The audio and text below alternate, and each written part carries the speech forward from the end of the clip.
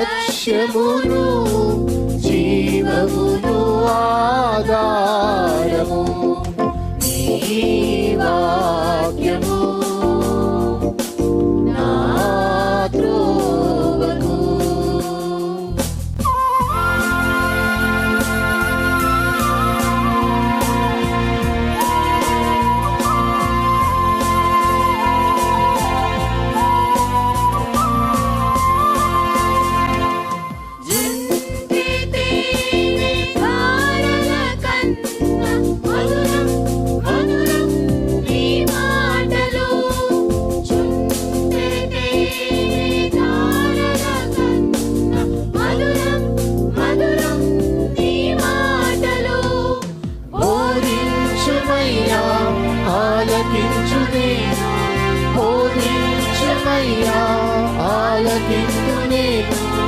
అనుసరింతునయ్యా ఆత్మశక్తితో, అనుసరింతునయ్యా.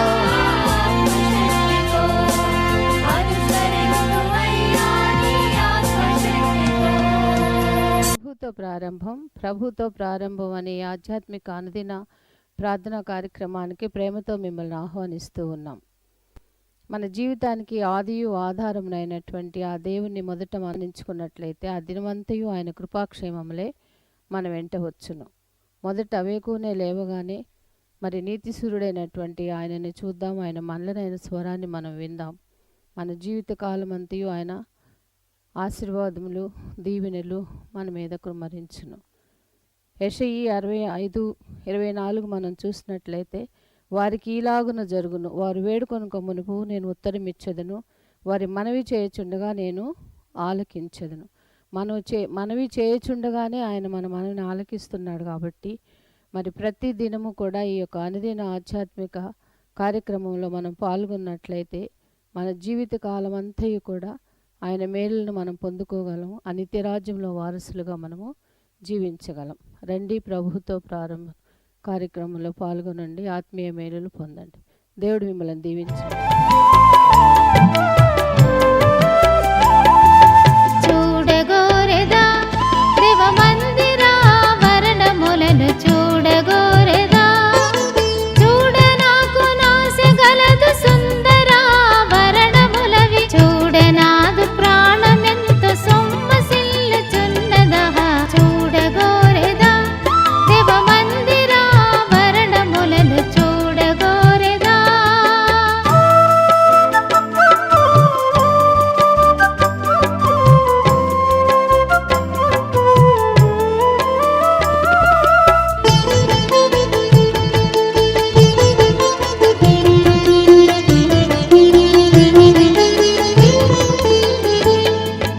నీదు నివాసములు చూడనెంత రమ్యమైతనరా,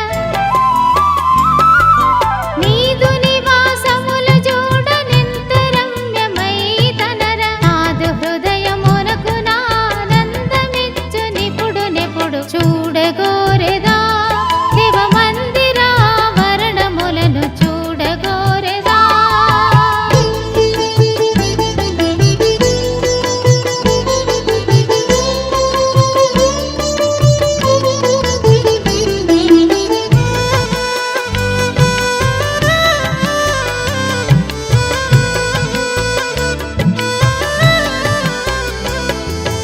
జీవము గల ప్రభుని చూడ జీవి నాలో కేక వేసే, జీవము గల ప్రభుని చూడ జీవి నాలో కేక వేసే. కోవెలలకు దొరికి గోటి తావు నీ మందిరమున చూడగోరెదా దేవ మందిర వర్ణములను చూడగోరెదా. క్రీస్తునందు ప్రియమైన దేవుని సంగమా, మరొక నూతన దినమును దేవుడు మనకు అనుగ్రహించాడు. ఈ క్రిస్మస్ సీజన్లో మరి క్యారల్స్ ముగించుకొని మరి క్రిస్మస్ సెలబ్రేషన్స్ ఒక్కొక్కటిగా కొనసాగింప చేస్తున్నాం. మరి దేవుడు అనుగ్రహించిన మరి ఆశను బట్టి, ఆసక్తిని బట్టి, ఆనందాన్ని బట్టి, ఆధ్యాత్మిక వాతావరణంలో ఈ క్రిస్మస్ ఆనందాన్ని ఆస్వాదించుటకు అనుగ్రహించిన అవకాశాన్ని బట్టి దేవునికి స్తుతులు చెల్లిస్తూ మరి ప్రపంచవ్యాప్తంగా ఈ క్రిస్మస్ సంబరాలు జరుపుకుంటుండగా మరి దేవుడు మనకు అనుగ్రహించిన అనుదిన ధ్యానాంశముల నేపథ్యంలో ఆ నిజమైన క్రిస్మస్ ఆనందాన్ని ఆస్వాదించుటకు ఆధ్యాత్మిక ప్రయాణంలో మనకు కలిగే ప్రతి మలుపులో కూడా దేవుడు తోడుగా ఉండాలని కోరుకుంటూ దాని కొరకైనా సువర్తమానములు అనుదినము ధ్యానం చేస్తూ ముందుకు సాగుచుండగా మరొక దినం దేవుడు అనుగ్రహించిన తరుణం. రండి ప్రార్థన పూర్వకంగా దేవుని వాక్యాన్ని ధ్యానం చేద్దాం, ప్రార్థన చేద్దాం. కృపగల దేవా, దయల తండ్రి, మీ పాదములకు స్తోత్రము చెల్లిస్తున్నాం నాయన. నీ ఉచితమైన దయా సంకల్పాన్ని బట్టి మమ్మల్ని ప్రేమించి ప్రోత్సహిస్తూ అనుదినము అనుగ్రహిస్తున్న ఈ సువర్తమానములు బట్టి ప్రభాస్తుతులు చెల్లిస్తూ నీ లేఖనాల్లోంచి మాకు వినిపిస్తున్న సువర్తమానములు మా ఆధ్యాత్మిక జీవితానికి సూచికలు, చుక్కానీలు. వాటి ప్రభావం మా జీవితాలకు అనుభవించుకుంటూ అనుసరించి నిజమైన ఆనందాన్ని ఆస్వాదించుటకు మీ కృప దయచేయమని మా రక్షకుడిని యేసు నామమున అడిగి వేడుకొంచున్నాం తండ్రి, ఆమెన్. స్నేహితులారా, నేటి కొరకు ఏర్పాటు చేయబడిన లేఖన భాగం రాజుల మొదటి గ్రంథము 2వ అధ్యాయము 22వ వచనం.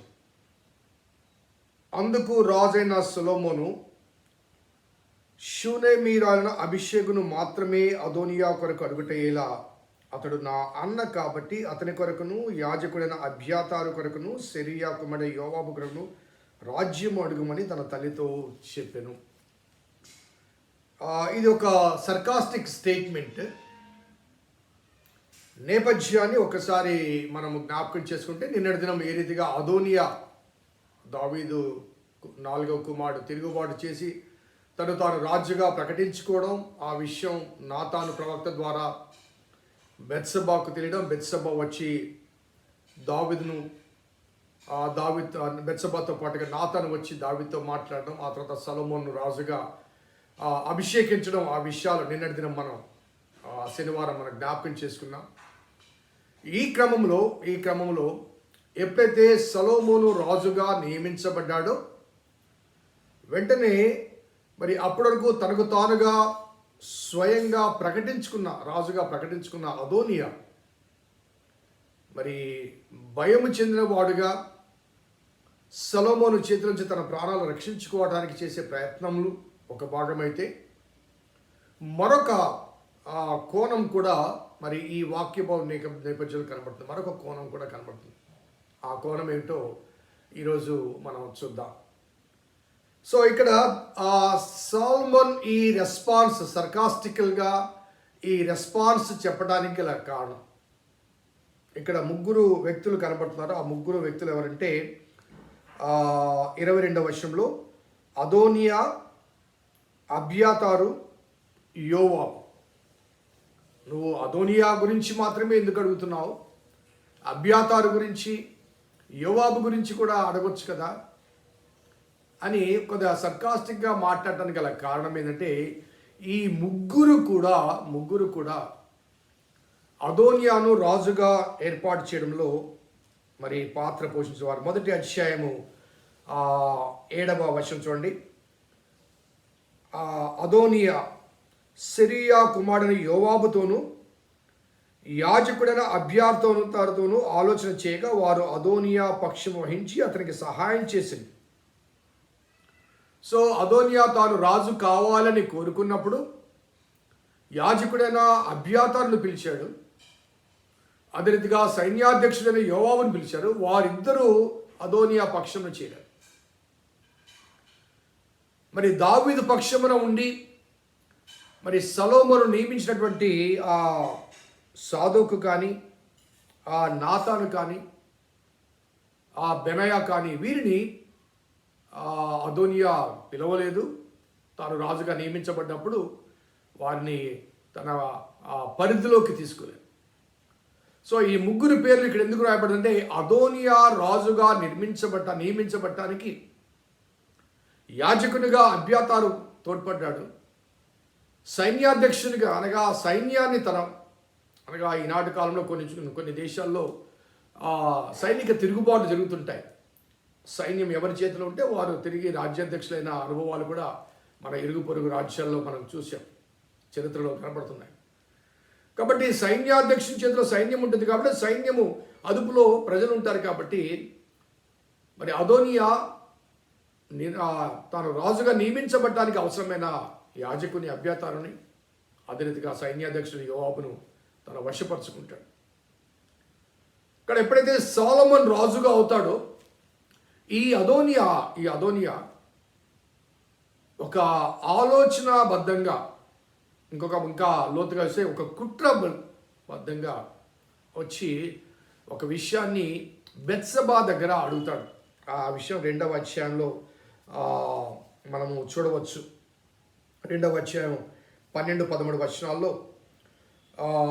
హగ్గీత్ కుమారుని అదోనియా సొలొమోను తల్లియగు బెత్షెబా యొద్దకు రాగా ఆమె సమాధానంగా వచ్చుచున్నావని అడిగిన అతడు సమాధానంగా వచ్చున్నా అని చెప్పి అతడు నీతో చెప్పవలసిన మాట ఒకటి ఉందన్ను. ఆమె అది చెప్పమనగా అతడు రాజ్యము నాదై ఉండిననియు నేను ఏలవలనని ఇశ్రాయేలందరూ తమ దృష్టికి నా మీద ఉంచినని నీ వెరుగుతూ అయితే రాజ్యం నాది కాక నా సహోదరుడు దాయను అది యెహోవా వలన అతనికి ప్రాప్తమాయను. ఇప్పుడు నేను నీతో ఒక మనవి చేయించుకుంటున్నాను కాదనకము.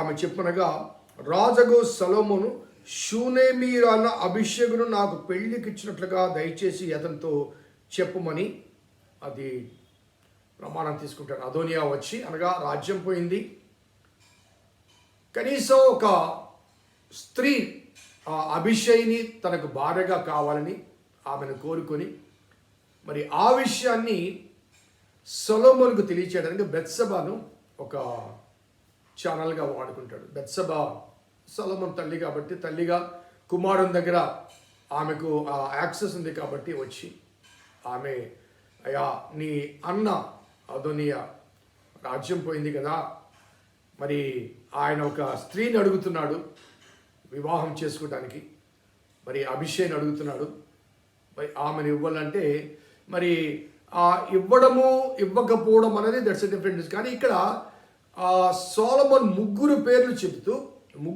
చెప్తూ నేను మరలా చదువుతాను 23వ వచనం. యెహోవా తోడు 22వ వచనం. షూనేమీరాల అభిషేకును మాత్రమే అదోనియా కొరకు అడుగుటయ్యేలా అతడు నా అన్న కాబట్టి అతని కొరకును యాజకుడైన అబ్యాతారు కొరకును సెరియా కుమారుడు యోవాబు కొరకు రాజ్యమును అడుగుమని తల్లితో చెప్పాడు. ఈ ముగ్గురు పేర్లు ఎందుకు మెన్షన్ చేశారంటే ఇందాక చెప్పినట్టుగా అతడు యాజకుడిగా ఉండి అబ్యాతారు అదోనియా పక్షం చేరాడు, యోవాబు సైన్యాధ్యక్షుడిగా ఉండి. మరి అదోనియా చేసిన పొరపాటు, అదోనియా చేసిన ఈ విజ్ఞాపనలోని ఒక లోపం ఎందుకు సొలొమోనుకు కోపం వచ్చింది.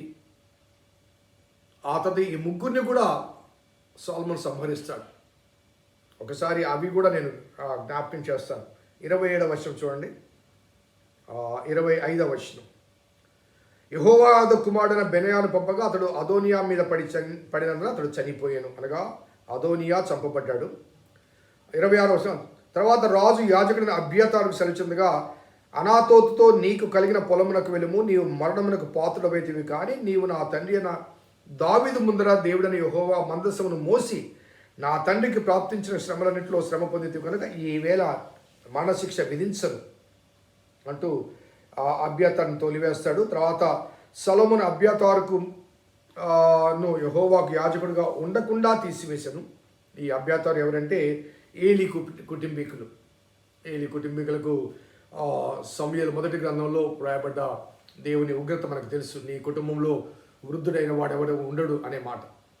ఆ రీతిగా యాజకత్వాన్ని ఏలీ కుటుంబం నుంచి తొలగించబడుతుంది.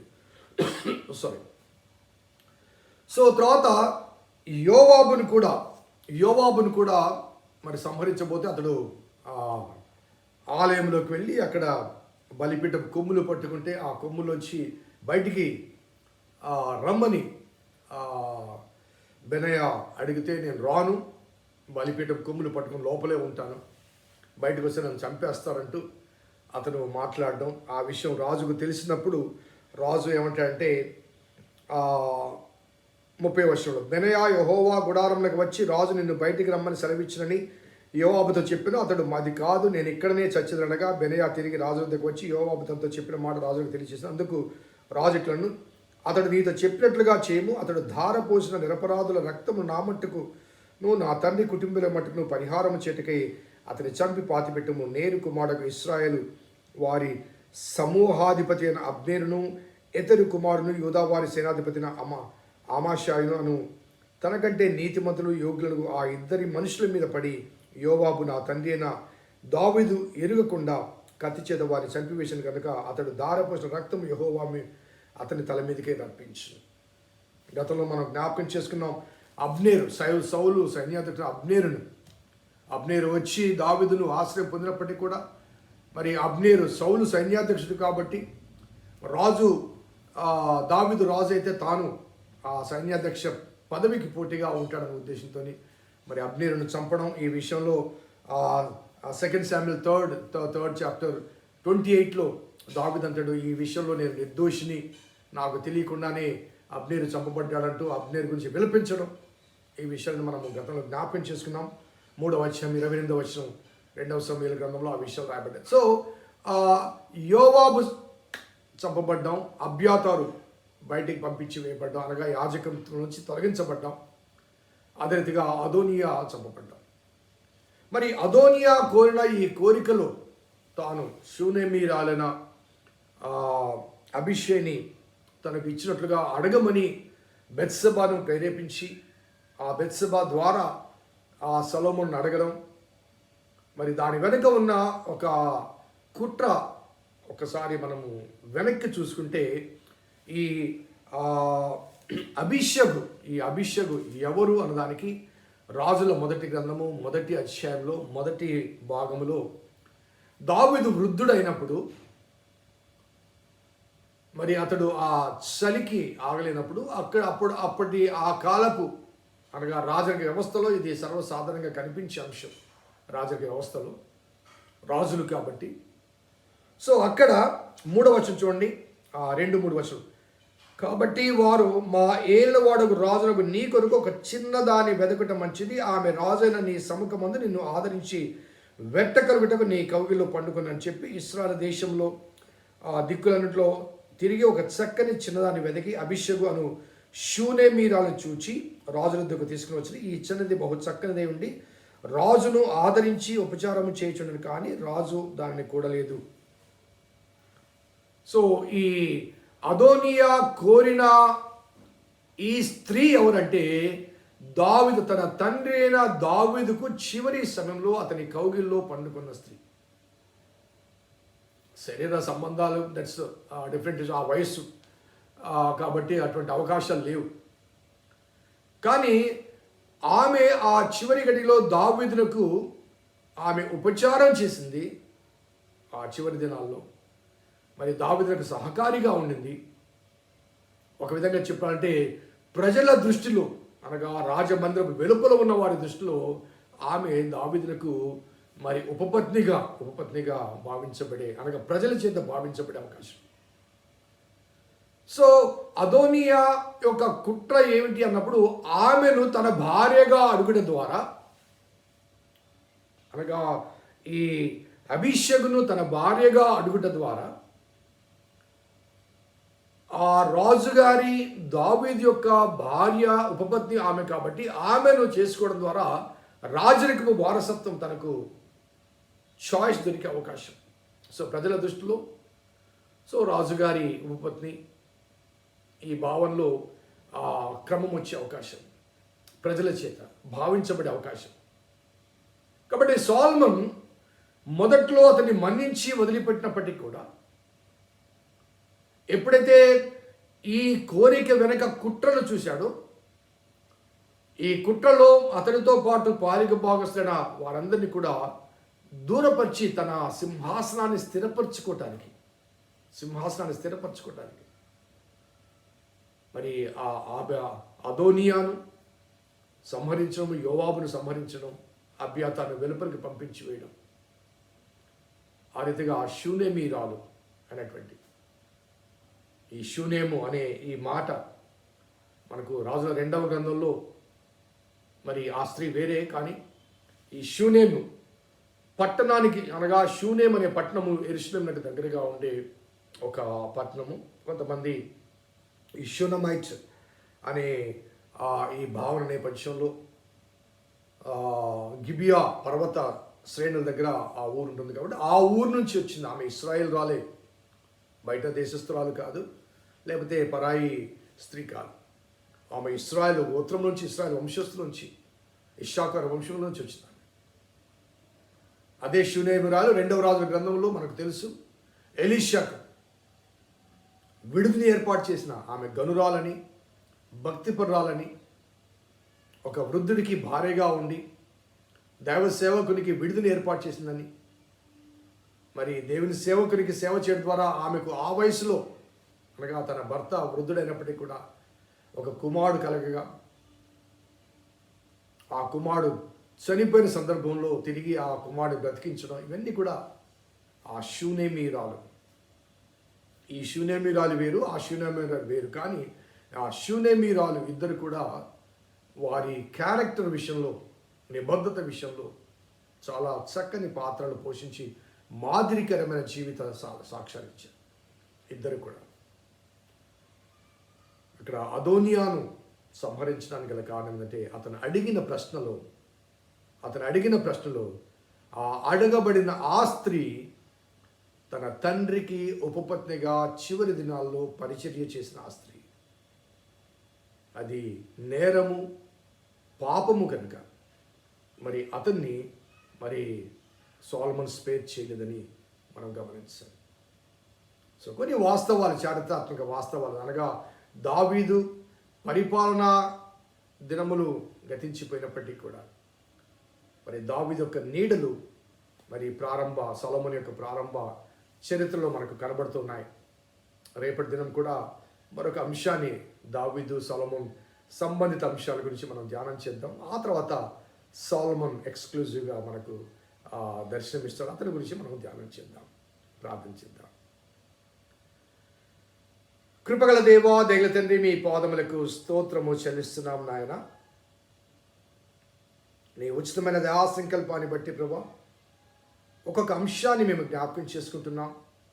అది ఆనాడు దావీదు సొలొమోనుల జీవిత చరిత్రలో మాత్రమే కాదు, ఈనాటి మా కాలంలో కూడా ఇటువంటి మరి ఆస్తి కొరకు కానీ, లేకపోతే ఆధిపత్యం కొరకు కానీ కొన్ని పోటీలు కానీ, కుట్రలు కానీ జరుగుతుంటాయి.